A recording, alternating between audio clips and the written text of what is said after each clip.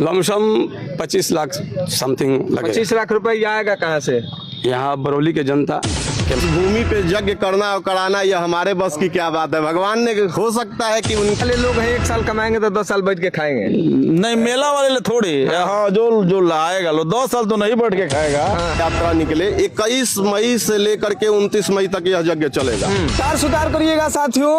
अभी जिस प्रकार से जो है माहौल बदलते जा रहा है, लोग जो है किसी न किसी मतलब क्षेत्र में करियर बनाते हुए नजर आ रहे हैं। लेकिन आप हमारे बगल में देख पा रहे होंगे कि एक जो मतलब ये बड़ा सा जो है चेहरा आपको दिख रहा होगा, चेहरा जो है बड़ा नौजवान है, युवा भी हैं और ये जो है मतलब भगवाधारी बन गए हैं, यानी कि साधु संत महात्मा बन गए हैं। और इसी कड़ी में आपको बता दें कि बरौली के एक ऐसे जगह पे अभी हम मौजूद हैं जो कि यह जगह कहीं ना कहीं अपने में जो है किसी परिचय का मोहताज नहीं है, जिस जगह का नाम है प्रेम नगर आश्रम।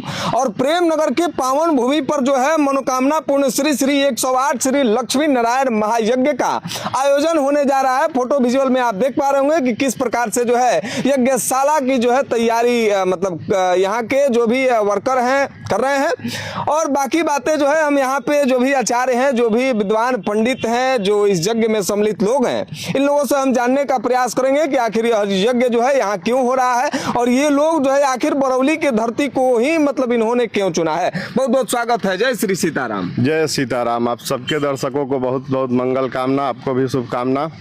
प्रथम सवाल आपसे ये है कि आप लोग जो है बरौली को ही इस यज्ञ को कराने के लिए क्यों चुने?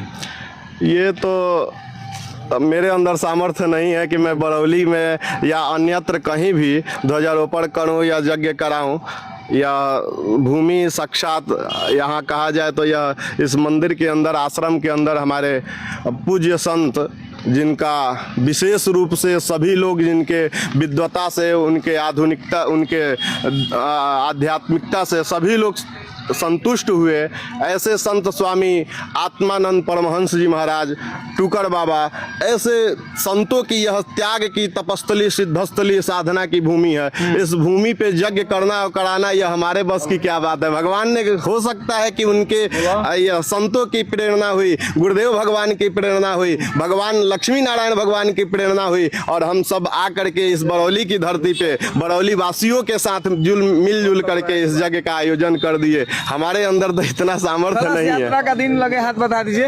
हाँ, कलश यात्रा बड़ा ही भव्य दिव्य होने के लिए सभी लोग लगे हुए हैं। बरौली की समस्त जनता कि जितना भव्य दिव्य हो यज्ञ के जल यात्रा, शोभा यात्रा निकले। 21 मई से लेकर के 29 मई तक यह यज्ञ चलेगा। इसका नाम मनोकामना पूर्ण श्री 108 श्री लक्ष्मी नारायण महायज्ञ। लक्ष्मी नारायण महायज्ञ पावन पुरुषोत्तम मास के शुभ अवसर पे होने जा रहा है। यह पुरुषोत्तम मास यह वही मास है कि जब हिरण्यकशिपु अपने मृत्यु के लिए वरदान मांगा कि हम किसी के मरने से न मरे, ब्रह्मा जी ने कहा नहीं, इसमें कुछ संशोधन करो, ऐसा नहीं हो सकता। तो उसने कहा कि न दिन में मरे, न रात में मरे, न 12 महीना में मरे, न घर में, न बाहर, न अस्त्र, न शस्त्र, तमाम बिंदुओं पे उन्होंने चर्चा किया। तो वही 12 महीना में मैं किसी महीने में नहीं मरूं। तो भगवान ने उसको मारने के लिए नरसिंह अवतार लिया। उसी समय 1 महीना अधिक बनाया, जिसको अधिक मास भी कहते हैं, मल मास कहते हैं, उसी को पुरुषोत्तम मास भी कहते हैं। यही पुरुषोत्तम मास भगवान लक्ष्मी नारायण विष्णु भगवान के पूजन के लिए विशेष फलदायी, विशेष महत्व दिया गया है। उसी पावन महीने में हम सब ने लक्ष्मी नारायण महायज्ञ का आयोजन किया है। इस यज्ञ का शुभारंभ 21 मई से शुरू होगा। इस बरौली नगर परिषद विधान सभा परिषद भी क्षेत्र है। यहाँ की समस्त जनता, समस्त माताएं, बहनें, कन्याएं, सभी लोग सम्मिलित होकर के यहाँ, यही नहीं बल्कि हम लोग गोपालगंज के भी क्षेत्र में गए थे, यहाँ सिवान के क्षेत्र में भी पहुँचे थे। तो वहाँ से पता चला कि महाराज जी हम सब लोग यहाँ से आकर के बड़ा यह सिद्धस्थली भूमि का बहुत दूर दूर तक नाम है। प्रेम नगर आश्रम यानी कि इस बरौली का हृदय ऐसा माना जाता है। और हमने लोगों से सुना इस भूमि के बारे में, जो प्रेम है, जो स्थान कि टुकर बाबा बड़े प्रख्यात और बड़े ही सिद्ध संत क्या लग रहा है मतलब सभी लोग पहुंच पाएंगे कलश यात्रा में? आपका यज्ञ जो है सबके कहने का अवसर तो यही है कि सभी लोग उपस्थित होंगे और भगवान जिसको चाहेंगे उसको जरूर बुला लेंगे। नहीं आना होगा तो वो फ्लाइट का टिकट भी कैंसिल हो जाएगा। कराया हुआ टिकट हमने देखा है बहुत लोगों का। यज्ञ में आना है, घर के पूजन में आना है, फ्लाइट का टिकट कैंसिल हो जाएगा, फ्लाइट ही कैंसिल हो जाएगी। और नहीं आने का प्रोग्राम है, अचानक यज्ञ नारायण भगवान ऐसी कृपा करेंगे, मनोकामना पूर्ण तो उनको करना है, हमको क्या। हम लोगों ने तो आयोजन किया निमित्त मात्र बन करके बरौली की जनता के लिए, धर्म के लिए, सनातन धर्म के लिए, जागृति के लिए, सभ्यता का प्रचार हो, धर्म का प्रचार हो, हमारा काम है। तो लक्ष्मी नारायण भगवान चाहेंगे तो मनोकामना पूर्ण करने के लिए सबको बुलाएंगे और सभी लोग भव्य दिव्य तरीके से यज्ञ को संपादित कराएंगे, ऐसा मुझे पूर्ण विश्वास चलिए, है। हम भी जो है आप सबसे गुजारिश करेंगे कि 21 तारीख के इस मनोकामना पूर्ण श्री श्री 108 श्री लक्ष्मी नारायण महायज्ञ के कलश यात्रा में आप सब जो है शामिल होइए। अच्छा महाराज जी, एक बात बताइएगा, साधु बनने के लिए, महात्मा बनने के लिए मतलब कहाँ से आप लोगों को प्रेरणा आ जाता है? देखिए, साधु जरूरी नहीं है कि कोई युवा या कोई ऐसे पुरुष जिसने विवाह नहीं किया वही साधु हो गए।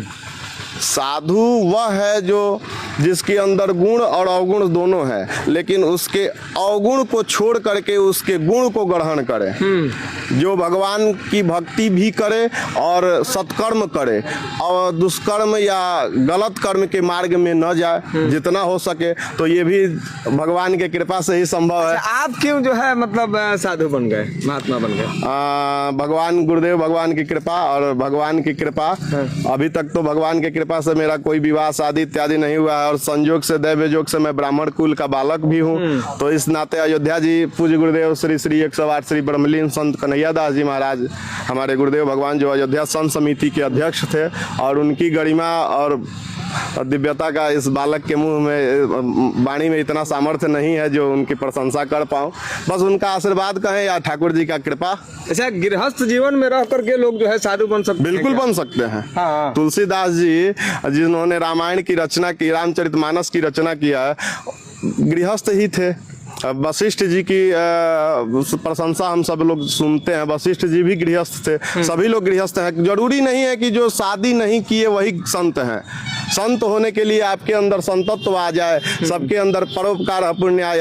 उसी को गोस्वामी जी ने लिखा, परहित सरिस धर्म नहीं भाई, पर पीरा सम नहीं अधमाई। जो दूसरे को सुख देने का कार्य करे, सबका भलाई चाहे, वही संत है। जिसके द्वारा किसी दूसरे को दंड हो जाए या दुख पहुंचे, कष्ट हो, वही पाप है। तो ऐसा कर्म नहीं करने वाले लोगों की भावना जिसके हृदय में आ जाए वही संत है। चलिए भाई साहब, ये बताइए कि आप लोग जो है इतने यहाँ पे ये जो है कार्यक्रम कर रहे हैं, मतलब क्यों कर रहे हैं? इसलिए कि हम लोग बहुत पहले इस मार्ग से, अभी महाराज जी ने बताया कि श्री श्री 108 श्री कन्हैया दास जी महाराज जी का इससे आगमन हो रहा था।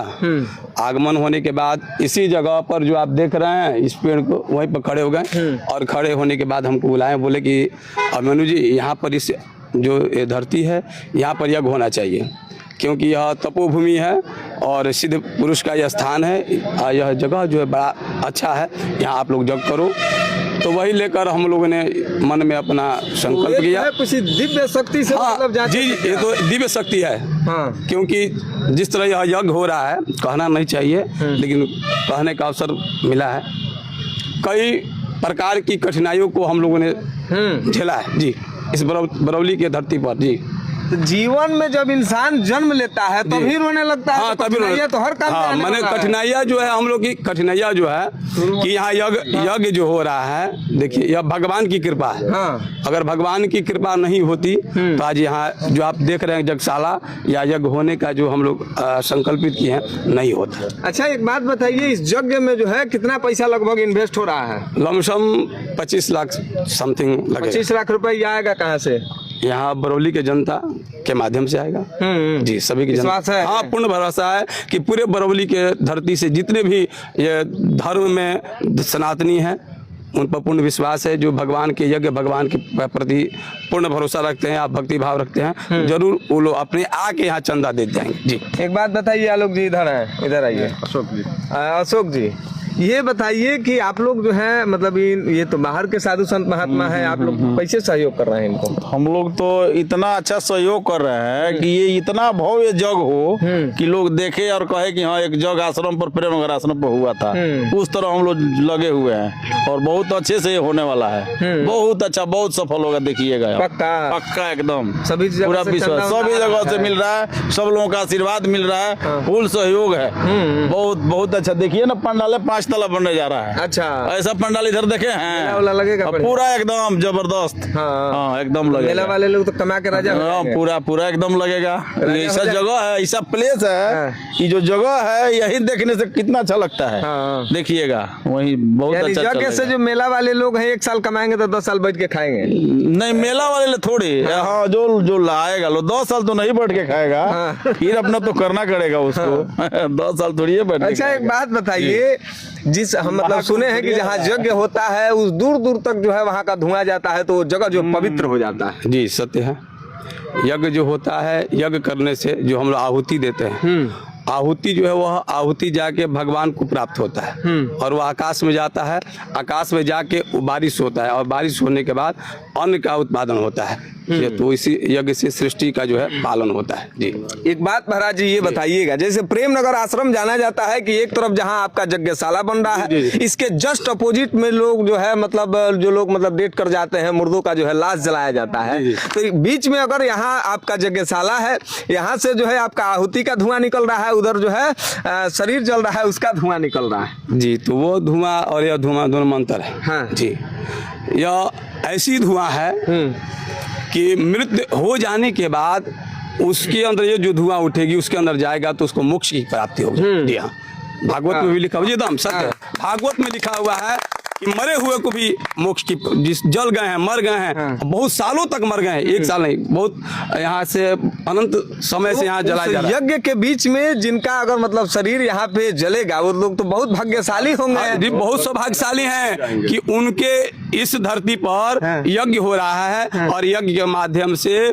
वह लोग, उनका जन्म जन्मांतर का जो पाप है, मर जाने के बाद भी वह पाप नष्ट हो जाएगा। ऐसे यज्ञ भगवान में समर्थ है। जी हाँ, लेकिन लोग मरना नहीं चाहते हैं, पूजा पाठ इसीलिए करते हैं, भगवान को भी याद करते हैं कि भाई हम मरे नहीं, हमारा जीवन सुखमय रहे। मरना नहीं चाहते, या तो जीव के एक लक्षण है कि हम आजीवन काल तक हम स्वस्थ रहें और जिए। लेकिन भगवान की जो सीमित समय है, जितना हम समय देकर आए हैं उतना समय तक हम लोग को रहना है। जी उतना ही। हाँ जी, उसे 1 मिनट 1 सेकंड आगे नहीं रहना है। दर्शकों से क्या कुछ अपील करेंगे? मैं सभी दर्शकों को यही कहेंगे कि 21 तारीख को श्री मनोकामना पूर्ण लक्ष्मी नारायण महायज्ञ हो रहा है।